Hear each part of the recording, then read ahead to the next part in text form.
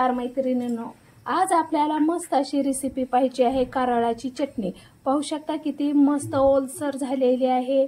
तीळ आणि शेंगदाण्यापासून आणि भरपूर अशा लसणापासून कढीपत्ता घालून आपल्याला भन्नाट अशी कारळाची चटणी बनवायची आहे। तुम्ही ही कारळाची चटणी भाकरी सोबत, चपाती सोबत आणि मस्त असं भातावर तूप साजूकसं घालून ही चटणी टाकून खाऊन बेत करू शकता। तर चला मग मस्त अशा चटणीला कारळाच्या सुरुवात करूया वेळ न घालवता। कारळ पाहू शकता, शेतात दोन प्रकारचे कारळ असतात, पण हे छोटे कारळ आहेत, बारीक कारळ आहेत। ह्याची आता आपल्याला भन्नाट चव देणारी चटणी बनवायची आहे। प्रत्येकाला आवडेल अशी ही चटणी बनते। तर चला मग आता आपण छोट्या कारळाची चटणी बनवणार आहोत। हे 200 ग्राम मी छोटे कारळ स्वच्छ पाकडून चाळून त्यातली माती काढून घेतलेली आहे। 200 ग्राम पांढरे तीळ, पोहे खायचे 2 चमचे घेतले आहेत, शेंगदाणे 1 मुठभर घेतले आहेत, लाल तिखट आपल्याला लागणार आहे, चवीनुसार मीठ लागणार आहे आणि कढीपत्ता आणि लसण पाकळ्या भरपूर प्रमाणात लागणार आहे। तर चला रेसिपीला सुरुवात करूया। गॅस सुरू केलेला आहे, लोखंडी कढई ठेवलेली आहे। शक्य आता वाटीतले कारळ मी त्या कढईत घालत आहे आणि अगदी आपल्या लो गॅसवर कमीत कमी 2 ते 3 मिनिटं भाजून घ्यायचे आहे। लो गॅसवर भाजायचं आहे आणि सतत हलवत राहायचं आहे, जेणेकरून करपणार नाही।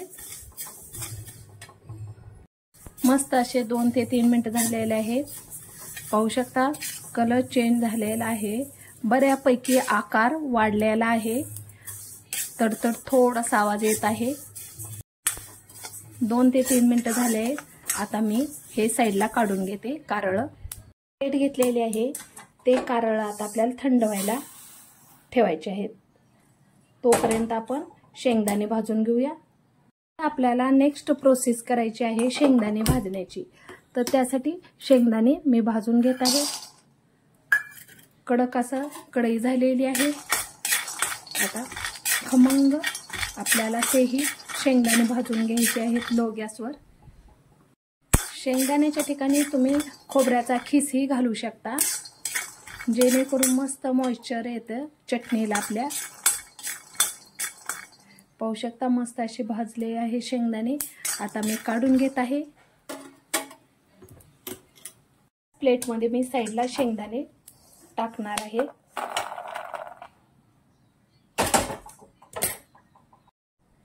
कढई गरम आहे, आता तीळ आपल्याला भाजून घ्यायचे आहेत। मस्त असे पहा, गॅस बंद केलेला आहे, मस्त तडतड होत आहे। अगदी 2 मिनिट आपल्याला भाजून घ्यायचे आहेत खमंग असे। पाहू शकता 2 मिनिट झालेले आहेत, गॅस बंद केलेला आहे। चला आता तीळ काढून घेऊया। त्याच प्लेटमध्ये आता आपण तीळही काढून घेऊया आणि हे सारण आपल्याला कंप्लीट 10 मिनिटं थंड होऊ द्यायचं आहे।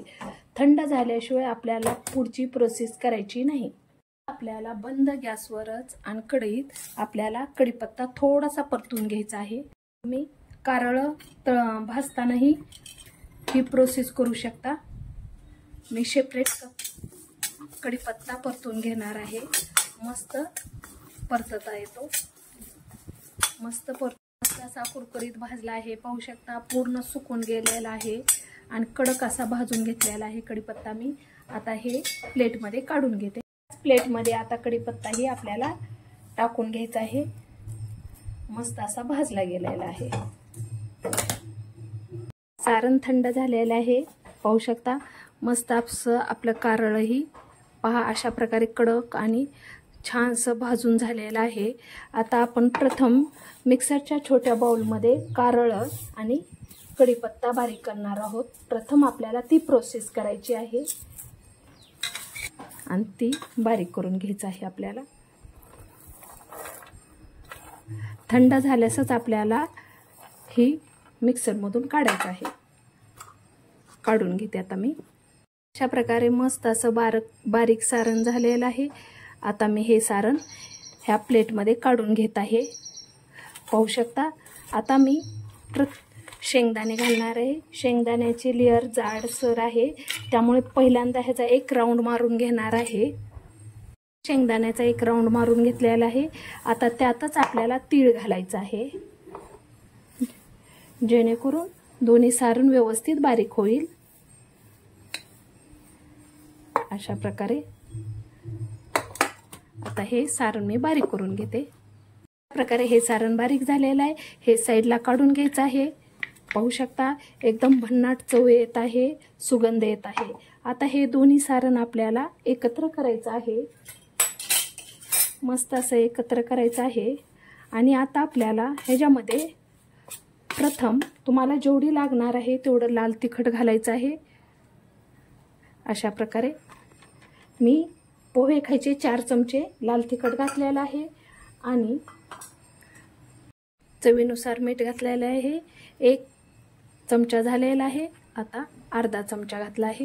हे पूर्ण सारण आपल्याला एकत्र करायचं आहे. आणि आता खास एक आपल्या वस्तू राहिलेली आहे. हे लसण पाकळ्या 20 ते 25 मी प्रथम एक राऊंड मारून घेते आणि नंतर हे सारण आपण स्टेप बाय स्टेप बारीक करून घेऊया. हे लसण आपला बारीक झालेला आहे.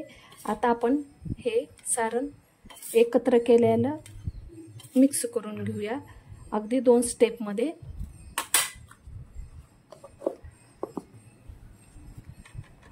आता किती मस्त ओलसर झालेली आहे आपली ही चटणी, पाहू शकता.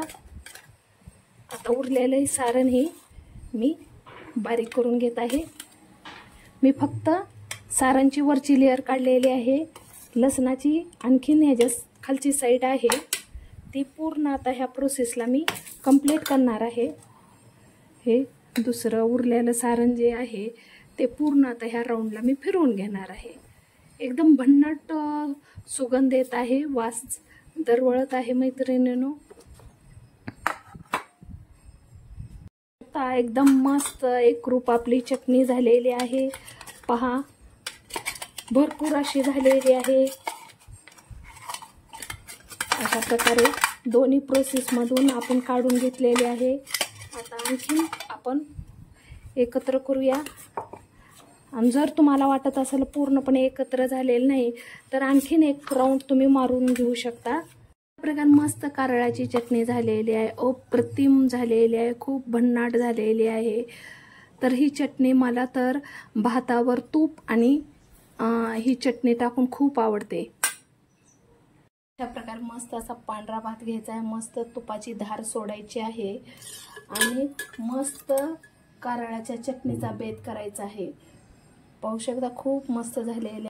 तुम्हाला ही रेसिपी कशी वाटली ती कमेंट बॉक्समध्ये अगदी लिहून पाठवा. पाहू शकता मस्त अशी चटणी झणझणीत कारळाची झालेली आहे. मस्त असा बेत करू शकता तुम्ही.